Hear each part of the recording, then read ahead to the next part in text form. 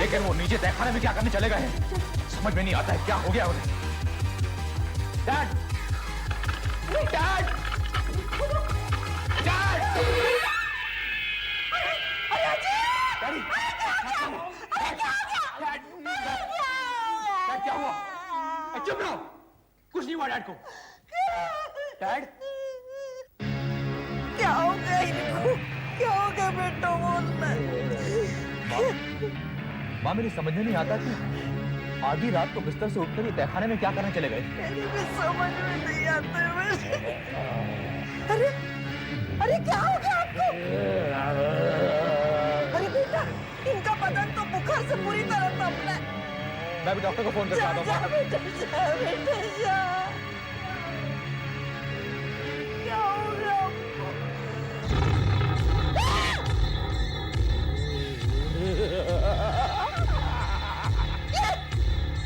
ये क्या हो गया आपको? ये क्या हो गया आपकी आंखों को? क्या हो गया?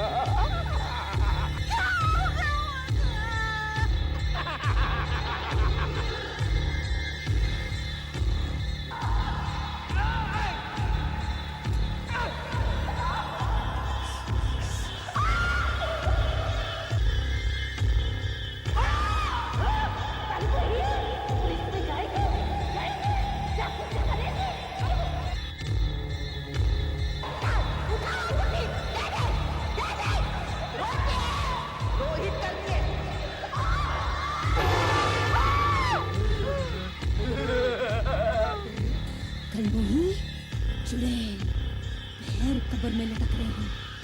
हाँ? फिर भी जेवरात पहनने का शौक नहीं गया।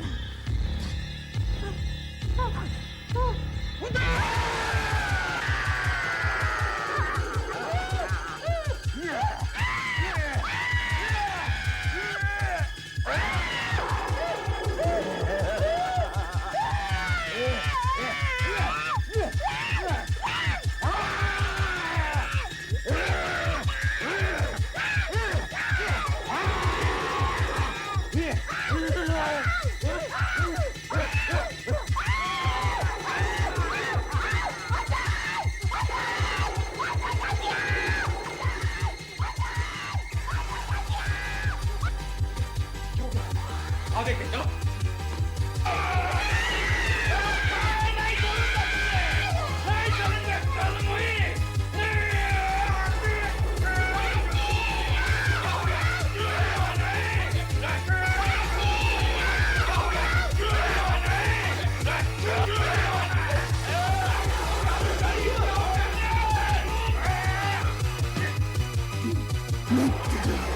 तुझे मार डालूंगी, मार डालूंगी।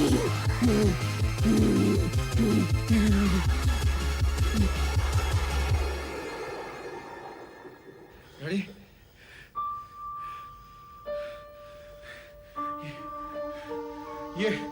ये क्या हो गया तेरे? माँ, ये डैड को अचानक क्या हो गया? मालूम नहीं बेटा। जैसे ही होश में आए तो मुझे गालियां देने लगे। मेरे सारे जेवरात खींच लिए और मुझे जान से मारने की कोशिश की। जब से अनीता इस घर से गई है मेरी तो कुछ समझ में नहीं आ रहा कि क्या हो रहा है इस घर में। मनुष्यत सी छा गई, मनुष्यत सी। पहले तो पिताजी ने इतनी बेदर्दी से उस बेजुबान जानवर को मार डाला और अब मां को मारने की कोशिश की। मुझे लगता है कि डैड पर किसी बात का बहुत ही गहरा असर हुआ है जिसकी वजह से उनकी दिमागी हालत खराब हो गई है। लेकिन उनकी आंखें कैसे बदल गई? उनकी आवाज को क्या हुआ? और उन्होंने मुझे मारने की कोशिश क्यों की? नहीं मां, नहीं। भाग्यवान! लगता डैड को होश आ गया है। चल। अरे सब लोग कहां चले गए?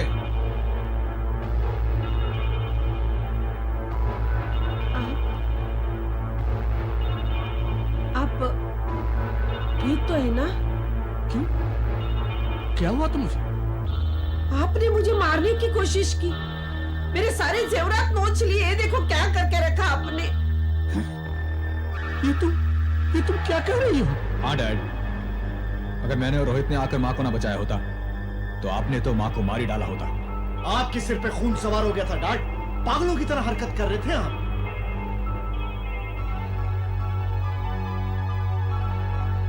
मैंने इतना सब कुछ किया,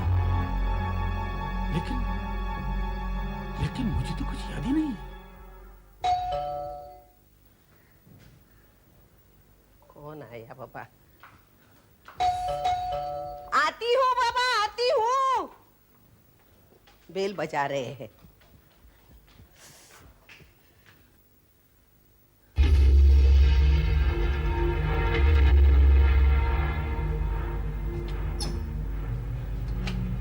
ये इंस्पेक्टर साहब, आप?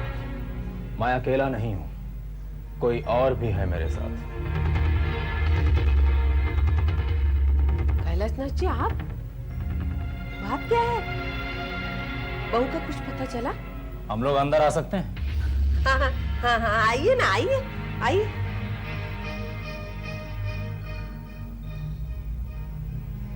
मिसेस बोस, मिस्टर कैलाशनाथ को आप लोगों पर शक है। शक? कैसा शक? इनका कहना है कि इनकी बेटी अनीता किसी साजिश का शिकार हुई है। देखिए इंस्पेक्टर साहब, हमें इतना पता है कि अनीता इस घर से लापता हुई। अब वो कौन सी साजिश का शिकार हुई, किसके साथ भाग गई, हमें क्या पता है। झूठ बोल रही है आप। मेरी बेटी ऐसा कोई कदम नहीं उठा सकती जिससे मेरे नाम पर धब्बा लगे। उसके साथ जरूर आप लोगों ने कोई गलत हरकत की है। गलत हरकत की उसके साथ। अरे बेटी की तरफदारी तो ऐसे कर रहे हो जैसे वो बड़ी सती सावित्री थी, हैं? इंस्पेक्टर साहब, सच पूछिए तो वो लड़की हमारे खानदान के लायक बिल्कुल थी ही नहीं। अरे ना जाने कितने यार पाल रखे थे उसने। खबरदार, जो मेरी बेटी के बारे में एक भी गलत शब्द निकाला तो छोड़ दीजिए इन्हें। क्या कर रहे हो? बड़े शर्म की बात है इंस्पेक्टर कि एक गुंडा घर में घुसकर एक शरीफ आदमी के गिरेबान पर हाथ डाल दिया, और पुलिस खड़ी खड़ी देखती रही। तो बॉस, इन्होंने जो इल्जाम आप पर लगाया है उसके मुताबिक मैं आप लोगों से कुछ सवालात पूछने आया हूँ। कौन से कानून की किस दफा के तहत आप यहाँ सवालात पूछने आए हैं? मिस्टर कैलाशनाथ ने इल्जाम लगाया है आप लोगों पर। कैसा इल्जाम? इन्हें शक है कि इनकी बेटी लापता नहीं हुई, बल्कि उसे घर छोड़ जाने के लिए मजबूर किया गया, सुन ढाए गए उस पर। सिर्फ इनके बेबुनियाद इल्जाम के बिना पर आप यहाँ सवालात करने आ गए। कम ऑन इंस्पेक्टर, कानून की वर्दी पहनते और कानून की बंदिशों से वाकिफ नहीं। मैं कानून की हर एक बंदिश और उसकी बारीकियों से अच्छी तरह से वाकिफ हूं मिस्टर अजीत। सिर्फ वाकिफ होने से कुछ नहीं होता, उन पर अमल करना भी सीखो। और शायद तुम्हें पता नहीं कि बिना सबूत और गवाह के किसी पर इल्जाम लगाना भी एक जुर्म है। जानता हूं, अच्छी तरह से जानता हूं मिस्टर अजीत, और अगर नहीं जानता होता तो ना जाने आज कौन कौन जेल की रोटियां तोड़ रहा होता। तो कैलाशनाथ, अब हमें यहां सबूत और गवाहों के साथ ही आना होगा। चलिए।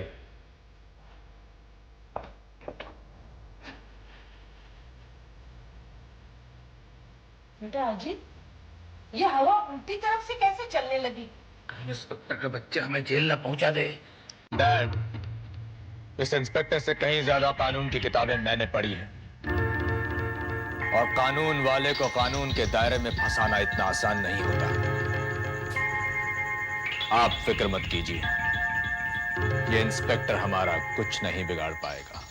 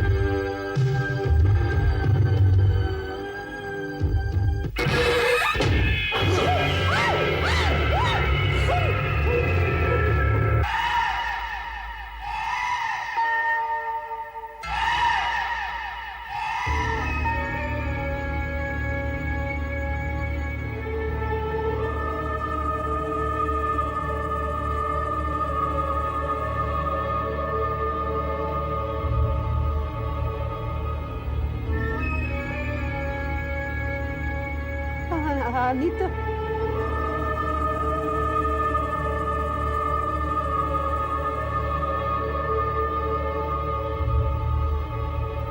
अनीता तुम हाँ मैं।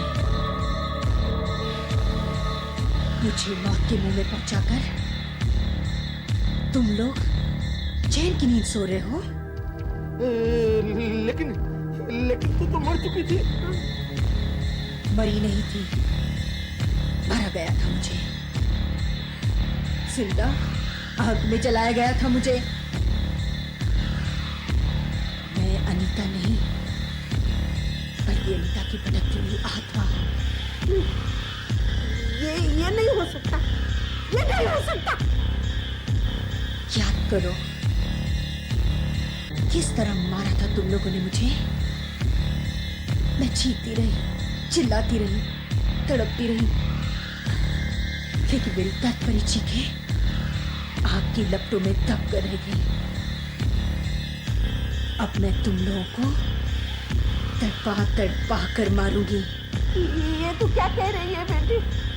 जिस तरह मेरी आंखों ने इस बंगले की चार दीवारी में दम तोड़ दिया था, उसी तरह तुम लोगों की आहें, तुम लोगों की चीखें इस बंगले में दम तोड़ देंगी।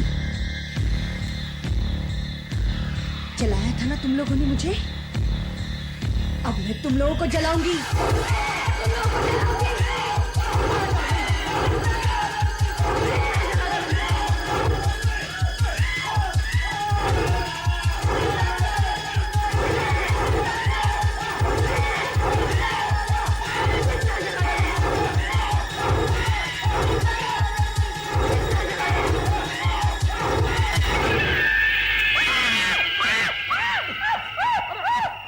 अरे क्या हुआ?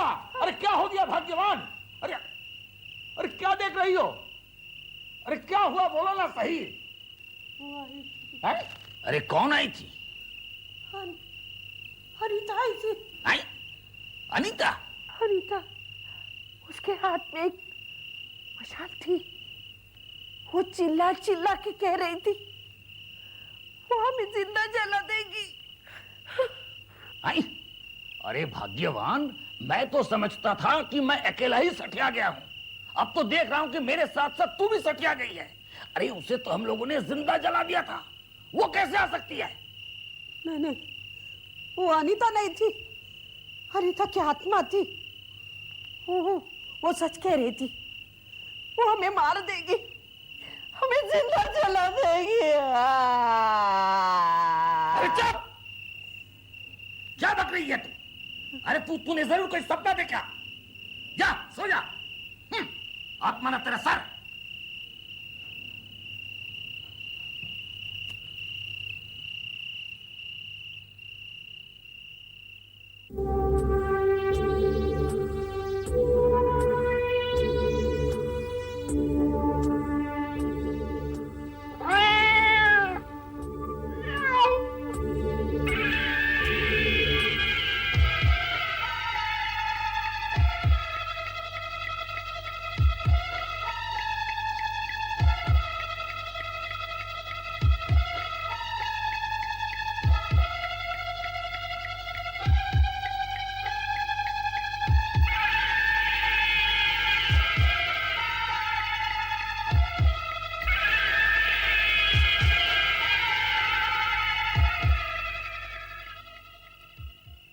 रोहित, क्या बात है?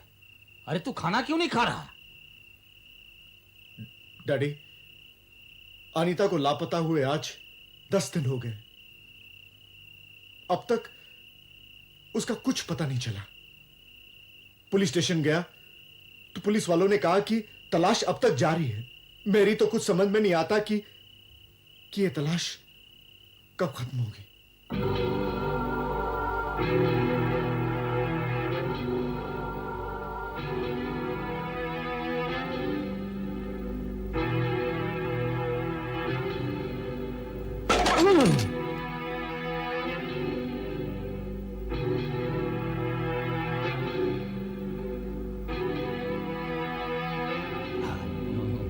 भाग्यवान, क्या हुआ?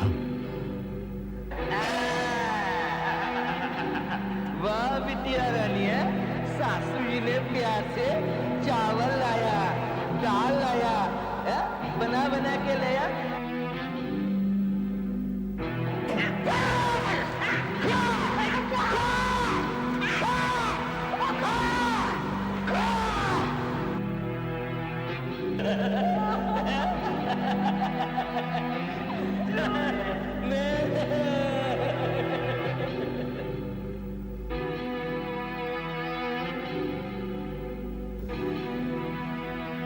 भूख लगी, खाना खाएगा? 2 दिन खाना नहीं खाएगा तो मर जाएगा।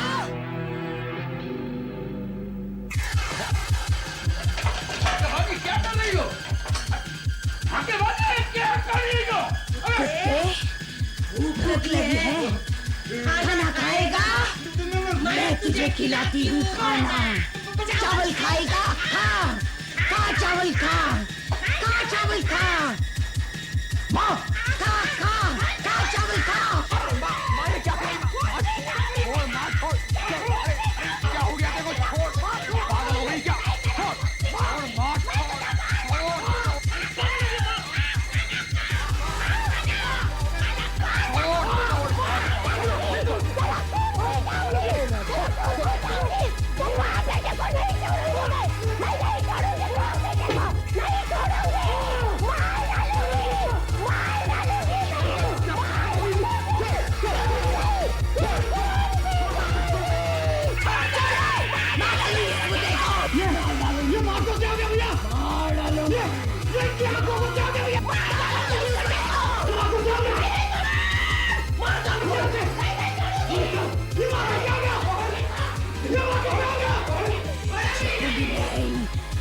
नहीं छोड़ूंगी।